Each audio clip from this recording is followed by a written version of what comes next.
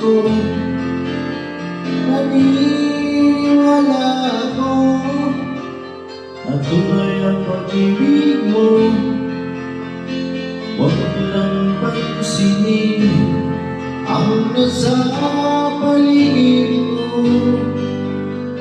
Isipin mo, ika'y minamahal ko.